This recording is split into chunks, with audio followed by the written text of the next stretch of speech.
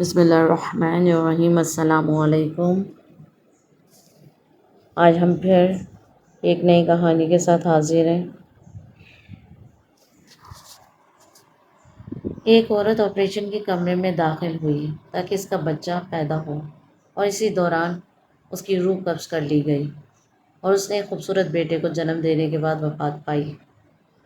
شوہر اپنی بیوی کے بچھڑنے سے بہت غمگین ہوا اور اس نے بیٹے کو اپنی سالی کے حوالے کر دیا کیونکہ وہ خود بہت مصروف تھا۔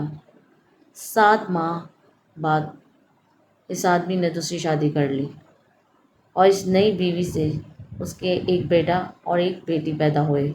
3 سال گزرنے کے بعد اس آدمی نے اپنے بیٹے کو خالہ کے گھر سے واپس لے آیا تاکہ وہ اس کے ساتھ رہے۔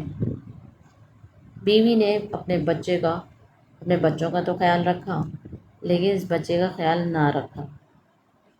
اس نے اس کے ساتھ سختی برتی اور اس کو معاف نہ کیا۔ اکثر اوقات اس کو اکیلے کھانا دیا جاتا۔ ایک دن اس عورت نے اپنے خاندان کو رات کے کھانے پر مدعو کیا۔ بچہ کھانے کی میز کے پاس آیا اور وہاں موجود کھانے اور مٹھائیوں کو دیکھ کر اس نے کچھ لینے کے لیے ہاتھ بڑھایا۔ عورت نے اس کو دیکھ لیا اور سختی سے ڈانٹا۔ پھر اس نے اسے چاولوں کی پلیٹ دی اور بالکونی میں بٹھا دیا اور کہا، یہاں بیٹھو جب تک مہمان چلے نہ جائیں اور اپنی جگہ سے مت نکلنا۔ بچہ جو ابھی 4 سال کا بھی نہیں ہوا تھا، سردی کے موسم میں بالکونی میں اکیلا بیٹھا کھانا کھا رہا تھا۔ اسے سوتیلی ماں سے ڈر لگا کہ کہیں وہ باہر نکلے اور اس کو مارے، تو وہ وہیں سو گیا۔ عورت کے رشتہ دار چلے گئے۔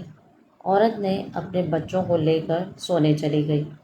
شوہر کام سے آیا۔ بیوی نے کہا، میں تمہارے لیے کھانا لاتی ہوں۔ اس نے کہا، میں باہر کھا چکا ہوں۔ اس نے اپنے یتیم ماں بیٹے کے بارے میں پوچھا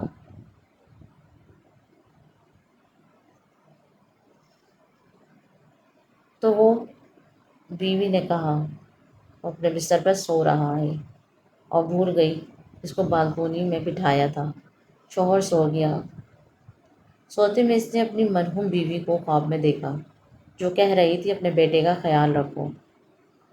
وہ آدمی گھبرا کر اٹھا اور بچے کے بارے میں پوچھا۔ بیوی نے کہا، وہ اپنے بستر پر ہے۔ وہ آدمی سو گیا۔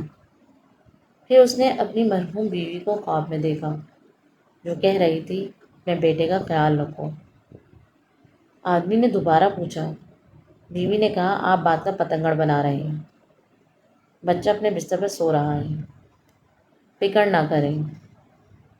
آدمی تیسری بار سویا۔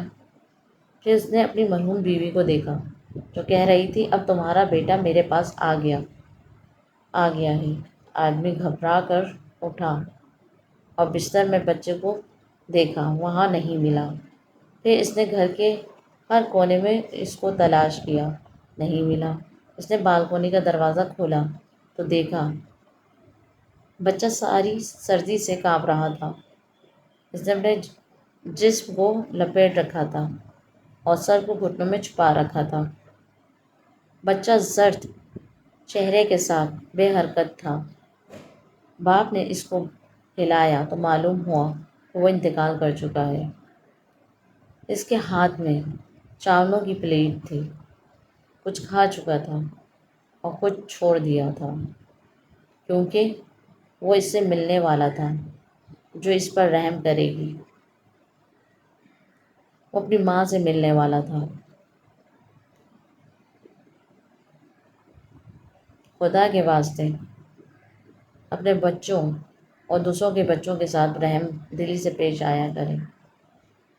یہ ہمارے معاشرے کا بہت ہی بدنما ایک حصہ ہے۔ رحم سب کے دل میں اللہ پاک نے دیا ہے، لیکن مفاد اپنے صرف سوچ کے اتنی بے رحمی کرنا کتنا گناہ ہے۔ کہانی اختتام پذیر ہوئی۔ شکریہ۔